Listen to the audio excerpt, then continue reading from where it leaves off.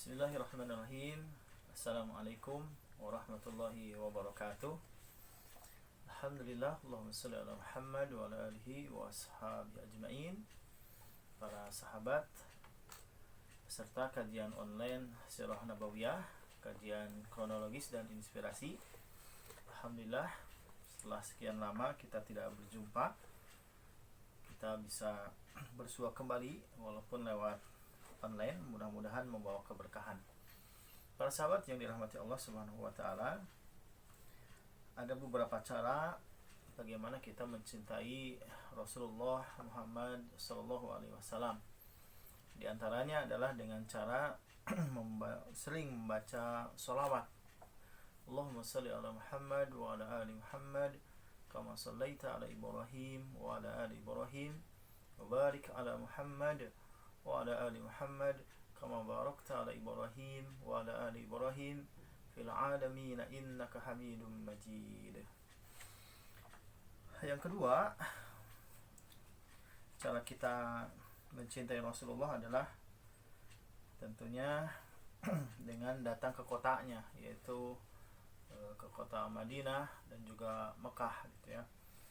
Karena dua kota inilah ya yang menjadi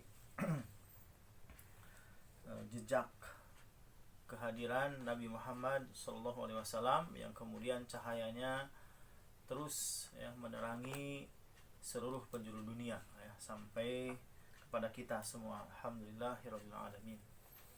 Kemudian cara yang ketiga sebagai bukti kita cinta kepada Allah adalah dengan cara belajar untuk lebih dekat dengan Rasulullah Muhammad SAW. Salah satu caranya adalah dengan cara membaca buku gitu ya.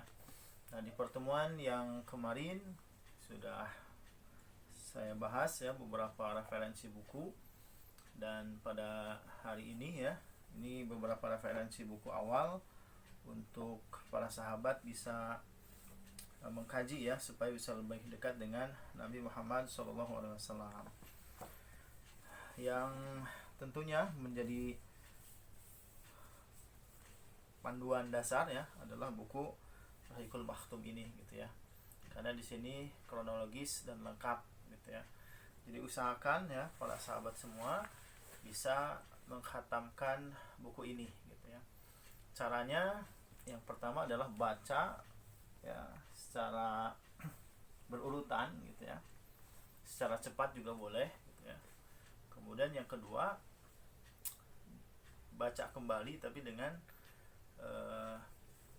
sambil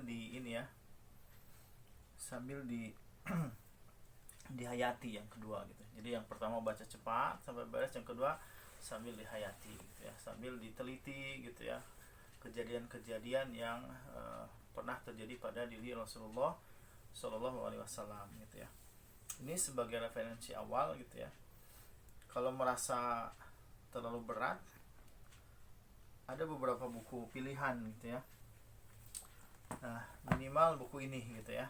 Ini buku yang ditulis oleh Mustafa As-Sibai ya, bukunya tidak terlalu tebal ya, sekitar 200 halaman, tapi ditulis oleh Mustafa As-Sibai ya, seorang ulama yang di dalamnya membahas tentang kronologis dan juga berbagai macam hikmah di dalamnya gitu ya. Hanya 200 halaman gitu ya. Ini referensi kalau misalkan buku ini dianggap terlalu tebal gitu ya, maka buku ini gitu ya, ini cuma 200 halaman gitu ya, sangat mudah.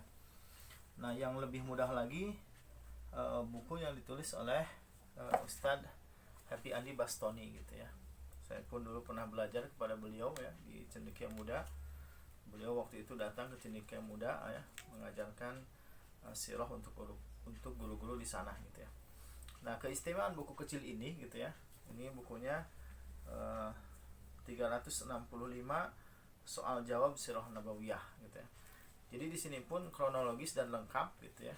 Jadi pertanyaan kemudian dijawab, pertanyaan dijawab, dan kronologis dari mulai kelahiran sampai menjelang wafatnya gitu ya. Ini istilahnya kalau makanan renyah dan gurih gitu ya, enak ini buku ini gitu ya.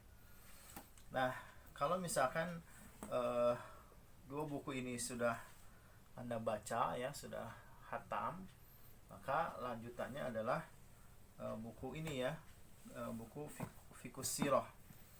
Ada dua Fiqhus Sirah yang menjadi rujukan kita ya. Salah satunya adalah buku Fiqhus Sirah yang ditulis oleh Dr. Muhammad Said Ramadan Al-Buti. Ya, di sini bukan hanya kronologis ya. Jadi kalau yang di buku ini tadi hanya kronologis, tapi di buku ini, makanya buku ini sebenarnya buku lanjutan gitu ya. Lanjutan setelah para sahabat semua hatam buku ini gitu ya, lanjutannya. Di sini bukan hanya kronologis tetapi juga ada analisis ilmiah, manhajiyah, sejarah pergerakan Islam di masa Rasulullah SAW ya. Karena kita meyakini bahwa sejarah itu akan terus berulang ya.